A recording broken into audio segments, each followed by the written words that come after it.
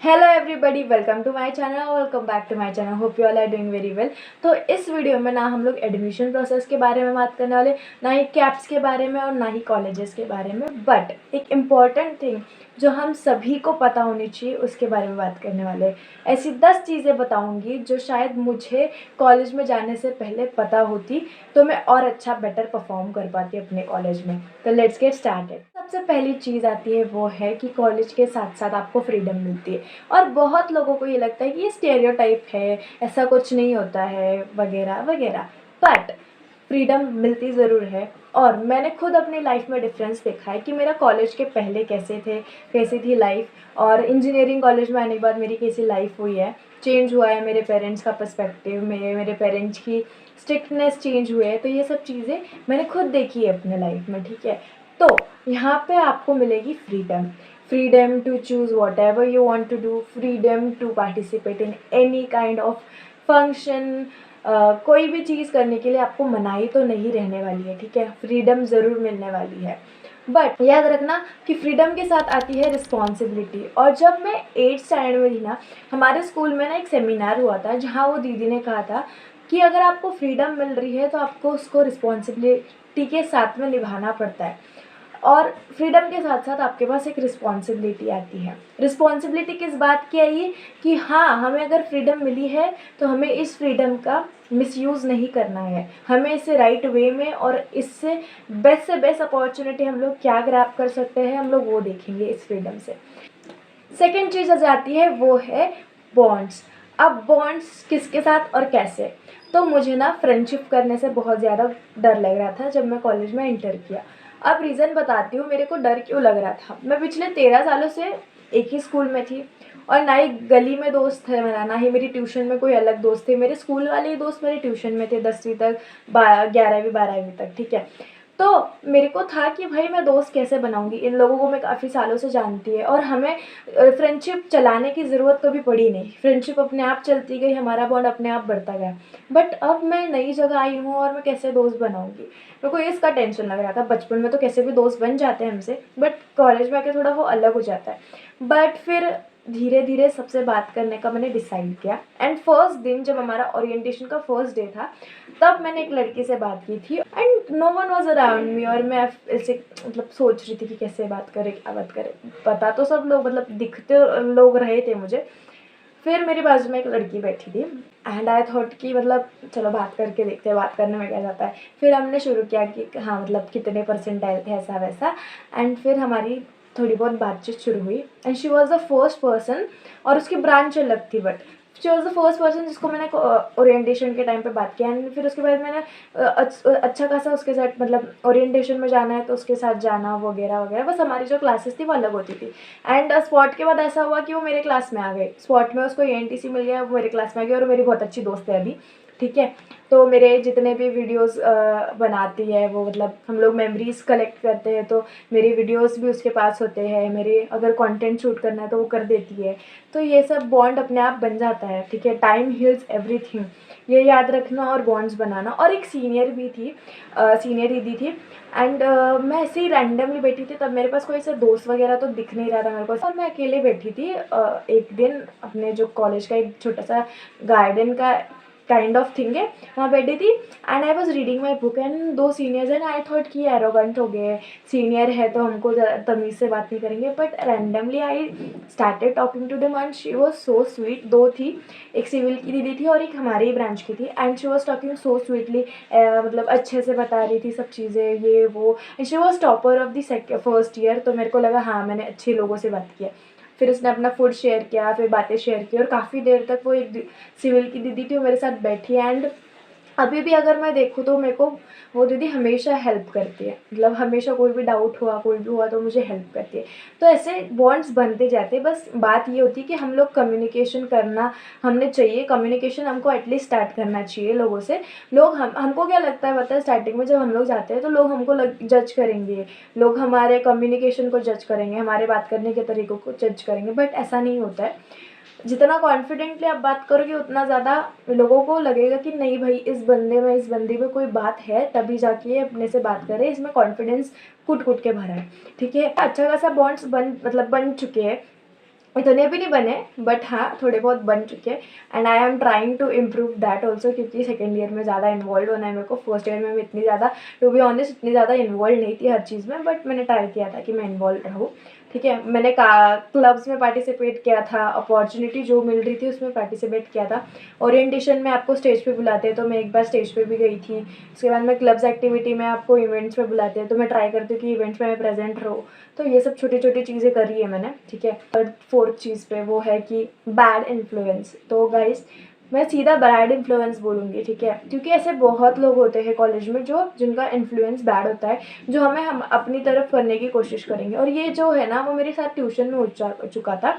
जब मैं 9th standard में ट्यूशन में थी, आई डोंट वांट टू, वो नाम नहीं बताना मुझे ट्यूशन का, बट हाँ मैं वहाँ पे थी। एंड मैनी पीपल ट्राइड कि मतलब वो मेरे को इन्फ्लुएंस करे, अपने ग्रुप में ऐड करे, मतलब बॉन्ड बनाने की कोशिश की थी। But I said no. At that young age अगर मैं नहीं बोल सकती हूँ लोगों को, तो मैं अभी तो कॉलेज में हूँ, अबव 18 है तो आराम से मैं उन लोगों को मना कर सकती हूँ कि नहीं भाई मुझे तुम्हारे साथ नहीं आना है। सिंपल बात है। हमें पहली चीज़ तो यहाँ पे कॉलेज में आके ना बोलना सीखना पड़ेगा। अगर कोई चीज़ आपके मतलब इस चीज़ में फिट नहीं हो रही है, तो आप उसको मना कर सकते हो, और आपको वहाँ पे कोई जज करने वाला नहीं है, या फिर आपको कुछ बोलने वाला नहीं है। नहीं मतलब नहीं, बात ख़त्म हो जाती है वहाँ पे। ठीक है, फिर आ जाते हैं हम लोग ऐसी चीज़ पे जो बहुत सेंसिटिव है और लाइफ में कभी ना कभी किसी के तो हुई होगी। ठीक है, यहाँ पे you are gonna lose friends guys. ठीक है, तो कैसे, मतलब कि सब ने लूज़ किए होंगे फ्रेंड्स में भी बैड इन्फ्लुएंस की वजह से वगैरह कुछ। कभी कभी क्या होता है ना, आप ऐसे ग्रुप्स में चले जाते हो जिनका नेचर बिल्कुल ही आपसे अलग होता है, और आप लोग अपने आप को चेंज करने की कोशिश करते हो उनके अंदर फिट होने के लिए। ठीक है, don't change yourself to just to be fit in उनके ग्रुप में। ठीक है, आपको उनके ग्रुप में फिट नहीं होना है। आप जैसे हो वैसे रहो। अगर उनको आप जैसे हो वैसे पसंद हो तो रहो उनके साथ में, अगर नहीं पसंद हो तो आप एक गुड नोट पे फ्रेंडशिप ख़त्म कर सकते हो, और वही अच्छा रहता है। ठीक है, लॉन्ग टर्म में उनके साथ बने रहने के बाद में उनके साथ एडजस्टमेंट नहीं हो रही है, उससे अच्छा आप एक गुड नोट पे अपना फ्रेंडशिप ख़त्म करो, बात ख़त्म हो जाती है। ओके, उसके बाद में आता है कि हर बार कॉलेज में जाना और हमेशा टॉप करना है, या फिर हमेशा हर चीज़ में सक्सीड होना इज़ नॉट इम्पॉर्टेंट। अगर आप फेल भी हो रहे हो कोई चीज़ में, और अगर आपको आप लोग अगर स्टडीज़ में अच्छा परफॉर्म नहीं कर पा रहे हो, तो आप उससे कुछ सीख सकते हो। सबका अलग अलग लर्निंग पैटर्न होता है, और सबका अलग अलग चीज़ों को समझने का पैटर्न होता है। फिर आ जाता है रिलेशनशिप, जो मैंने मतलब रिलेशनशिप मतलब ऐसे रिलेशनशिप्स नहीं, नेटवर्किंग आपके सीनियर्स के साथ, आपके टीचर्स के साथ में, आपके सुपर सीनियर्स के साथ में। क्योंकि ना हमको लगता है कि सीनियर्स खड़ूस हो गए, बट एक्चुअली सीनियर्स बहुत अच्छे होते हैं। सीनियर्स लिटरली बहुत अच्छे होते हैं और बहुत ज़्यादा हेल्पफुल होते हैं। मेरे तो ज़्यादा पहचान के, मेरे ब्रांच से छोड़ के कि कोई और ब्रांचेस के सीनियर्स ज़्यादा पहचान के हो चुके हैं, एंड दे आर जेन्युइनली अच्छे। ये अच्छे से बात करते हैं और चीज़ें सिखाते भी हैं। लाइक मेरे थर्ड ईयर के जो भी, मतलब मैं एक क्लब में थी, एंड मेरे जो थर्ड ईयर के जो सीनियर्स थे वो थे, मतलब मेरे ब्रांच के नहीं, बट सिविल ब्रांच के, जो सिविल और इलेक्ट्रिकल ब्रांच के जो सीनियर्स थे वो थे, और दे वर सो फ्रेंडली, और बहुत अच्छे से बात करते थे, चीज़ों को समझाते थे। क्योंकि उनको पता है कि आगे जाके इन सब चीज़ों को हमको भी एक्सपीरियंस करना पड़ेगा, हमको भी एज अ सीसी काम करना पड़ेगा, यानी सेंट्रल कोऑर्डिनेटर काम करना पड़ेगा फ्यूचर में, ऐसा कुछ हुआ तो फिर वो सब चीज़ें सिखाते रहते हैं, एंड हमारे को भी सीखना पड़ता है उनसे। मतलब सीनियर से जितना कुछ आप सीख सकते हो उतना सीख लो, क्योंकि उनके पास ज़्यादा एक्सपीरियंस होता है और उनके पास ज़्यादा नॉलेज होता है, तो आप उनसे जितना नॉलेज ग्रैब कर सकते हो उतना ग्रैब करो।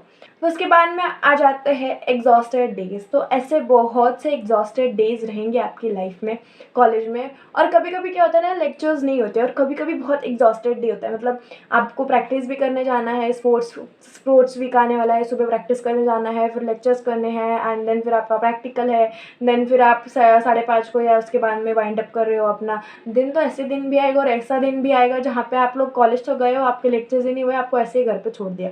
तो ऐसे भी दिन आएंगे आपके। ठीक है, तो हमारे साथ तो ऐसा बहुत बार हुआ है, लेकिन बहुत बार ऐसा भी होता है कि बहुत ज़्यादा आपका हेक्टिक शेड्यूल होता है। तो वो तो अपनी पार्टिसिपेशन पे होता है, जितना आप पार्टिसिपेट करोगे उतना ज़्यादा आपको लोग जानेंगे। ठीक है, तो वो नेक्स्ट चीज़ आती है वो है एकेडमिक। तो एकेडमिकली आपको रोज़ पढ़ना पड़ेगा। जी हाँ, इंजीनियर्स है या फिर कोई भी है तो हम तो एक दिन पहले पढ़ेंगे, रात में पढ़ेंगे और हो जाएगा। एक्चुअली वो नहीं होता है, मैंने बहुत बार ट्राई किया है, क्योंकि ना वो अपना अपना तरीका होता है। कुछ लोगों का वो होता है और उनका हो भी जाता है उस टाइम में कि एक रात पहले पढ़े और उनको हो जाता है। बट कुछ लोग होते हैं, like I am that kind of person जो एक रात पहले नहीं पढ़ मतलब एक रात पहले नहीं पढ़ सकती। I have to study from a like long period of time. At least मेरे पास 1 हफ्ता होना चाहिए, 2 हफ्ता होना चाहिए, तब जाके मैं कुछ अच्छा परफॉर्म कर पाऊँगी। नहीं तो ऐसे नहीं हो पाएगा एक दिन पहले पढ़ के। मैंने किया है 2-4 टेस्ट में, बट वो छोटी-छोटी टेस्ट थी, जिनमें एक रात पहले भी पढ़ा तो हो जाता था। मैंने छोटी-छोटी टेस्ट में किया, बट फाइनल एग्ज़ाम का ऐसा नहीं हो पाएगा। तो इसलिए आपको रोज़-रोज़ थोड़ा-थोड़ा पढ़ना पड़ेगा। And one of the topper of our college, उससे मैंने ऐसे ही पूछा था रैंडमली कि भाई तू कितने घंटे पढ़ता है, कैसे पढ़ता है? तो ही सेड कि मैं रोज़ 1 या 2 घंटा जो पढ़ाया है रोज़ वो पढ़ लेता हूँ, एंड उसके बाद में फाइनल एग्ज़ाम के पहले मैं अच्छा खासा प्रिपेयर हो जाता हूँ। कोई और अगर उससे पूछ रहा है कि भाई तूने तेरा पढ़ाई हो गया क्या 1 हफ्ता पहले एग्ज़ाम के या फाइनल एग्ज़ाम के पहले? तो ही सेज़ हाँ, मैंने एक सब्जेक्ट कंप्लीट कर लिया, ये सब्जेक्ट कंप्लीट हो गया मेरा, ये वो। तो आपको समझना पड़ेगा कि आपको एकेडमिकली कितना मतलब टाइम अच्छा खासा मिल जाता है भाई। वो तो बस अपनी आलस पे होता है, अपना प्रोक्रास्टिनेशन पे होता है कि अपन प्रोक्रास्टिनेट करते रहेंगे और लोग आगे बढ़ते रहेंगे, ठीक है? तो आपको प्रोक्रास्टिनेट नहीं करना है, आपको अपने एकेडमिक्स पे भी ध्यान देना है। And I am gonna do the same, ठीक है? इस साल मैं और अच्छे से परफॉर्म करने की 101% कोशिश करने वाली हूँ, एंड वो सक्सीड भी होने वाली हूँ, ठीक है? नेक्स्ट चीज़ आ जाती है वो है scoring good marks in internal. तो इंटरनल टेस्ट जो होती है आपकी, छोटी मोटी टेस्ट होती है, उनमें अच्छा अगर आप स्कोर कर लेते हो तो आपको फाइनल एग्ज़ाम की इतनी टेंशन नहीं होती। उसमें आपको A++ ग्रेड्स आ जाएंगे, ठीक है?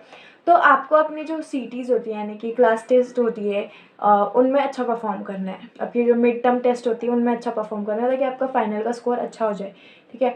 तो उनके लिए पढ़ना है तो रोज़ पढ़ना पड़ेगा। ध्यान में आ जाता है कि आप अगर हॉस्टलाइट्स हो और even if you are somebody जो अपने घर पे रह रहा है, तो आपको एक चीज़ नहीं भूलनी है, वो है अपनी वैल्यूज़ जो आपने सीखी है, आपके फैमिली ने आपके अंदर डाली है, इनकलकेट की है आपको मतलब आप बचपन से उस प्रैक्टिस को फॉलो कर रहे हो। Even it may be a small thing कि खाने के पहले एक प्रे करना, या फिर आपके सुबह उठ के आपने प्रे करना, या फिर छोटी मोटी चीज़ें जल्दी उठना, या फिर समथिंग लाइक दैट, एक्सरसाइज करना, योगा करना। अगर ये प्रैक्टिसेस आप बहुत पहले से कर रहे हो तो कॉलेज में आके इन प्रैक्टिसेस को छोड़ना नहीं जस्ट बिकॉज ये हेक्टिक शेड्यूल है या फिर मुझे दोस्तों के साथ जाना है, या फिर वो आपको आपकी प्रैक्टिसेस को और आपकी सोशल लाइफ को मैनेज करना पड़ेगा। आपकी पर्सनल लाइफ को और आपकी सोशल लाइफ को आपको मैनेज करना पड़ेगा। अपने कॉलेज के ऊपर नाम नहीं डालना चाहिए कि कॉलेज था इसलिए मुझसे वो योगा नहीं हुआ, योगा की प्रैक्टिस छूट गई,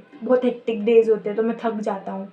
आपको आपकी वैल्यूज़ को प्रिजर्व करके रखना पड़ेगा, वो उनको जाने नहीं देना पड़ेगा, बिकॉज वही आपको लाइफ टाइम हेल्प करने वाली है। उसके बाद में आता है कि बहुत सारी मेमोरीज बनाओ, बहुत सारी, क्योंकि जब मैं अपने वीडियोस को देखती हूँ जो मैंने बनाए हुए हैं या फिर कुछ भी, तो उनको देख के ना एक अलग सी फीलिंग आती है, मतलब पूरा वो हो जाता है कि हाँ हमने ये किया था। That feeling I am not able to explain that feeling. वो इतनी प्यारी फीलिंग होती है।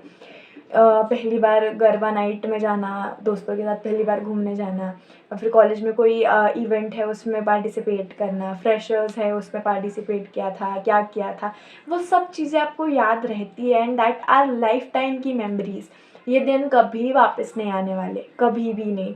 जो आपके पास है उसको आपके पास समेट के रखो, उसकी मेमोरी समेट के रखो, बिकॉज ये दिन वापस नहीं आने वाले। द लास्ट थिंग, अगर आप हॉस्टल में मूव करने वाले हो तो माय डियर फ्रेंड्स, डरने की कोई बात नहीं है, क्योंकि आपका हॉस्टल तभी अच्छा है अगर वहाँ का फूड अच्छा है, वहाँ के आपके रूममेट्स अच्छे हैं, और वहाँ पे आपकी वार्डन जो भी होती है वो अच्छी है, तो आप सेल्फ डिपेंडेंट बनोगे।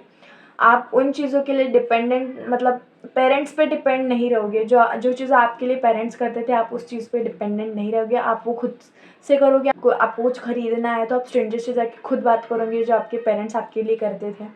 तो डरना तो है नहीं, ठीक है? Even if you are living at home और फिर कॉलेज जा रहे हो तो आप बहुत सी चीज़ें सीखते हो। Like I am that person जो खुद के ऑर्डर्स, कभी अगर हम लोग सपोज़ कहीं छोटी मोटी चीज़ या खाने को गए दोस्तों के साथ, तो मैं अपने ऑर्डर कभी नहीं देती थी खुद से, मतलब मुझे डर लगता था, तो मैं कभी ऑर्डर नहीं देती थी खुद से। बट जब मैं कॉलेज में गई कोई नहीं अगर मेरे साथ रहता था कुछ खाने के लिए या फिर कुछ ख़रीदने के लिए, तो मैं अकेले जाके खुद चीज़ें लेती थी।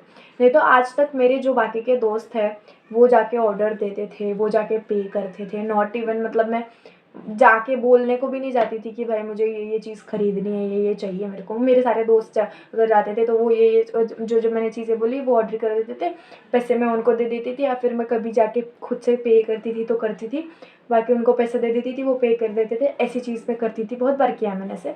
बट कॉलेज में आने के बाद मैंने खुद जाके चीज़ें खुद जाके खाई है, खुद जाके खरीदी है, तो ये सब चीज़ें आप खुद से सीखोगे। इंट्रोवर्ट लोगों को तो बहुत ज़्यादा ज़रूरत होती है एक्सपोजर की, और अगर आपको एक्सपोजर मिल रहा है तो डेफ़िनेटली जाके आपको उसको एक्सपीरियंस करना चाहिए, but in a good way, because आपको बैड इन्फ्लुएंस भी मिलने वाला है कॉलेज में, तो आपको वो देखना पड़ेगा कि बैड इन्फ्लुएंस क्या है और गुड इन्फ्लुएंस क्या है और हमें किसकी तरफ जाना है। And that was about this video. I hope कि आपको ये चीज़ें अच्छी लगी होगी। जो चीज़ें मुझे कॉलेज में नहीं पता थी अब वो आपको पता चल चुकी है, और आई एम डैम श्योर कि आप बहुत अच्छा परफॉर्म करने वाले हो आपके एकेडमिक्स में, आपके एक्स्ट्रा करिकुलम में, और वो जितना हो सके उतना क्लब्स में पार्टिसिपेट करो और अपनी स्किल्स को और इन्हेंस करो। And that was about it. Okay, bye bye, जय श्री कृष्णा, राधे राधे।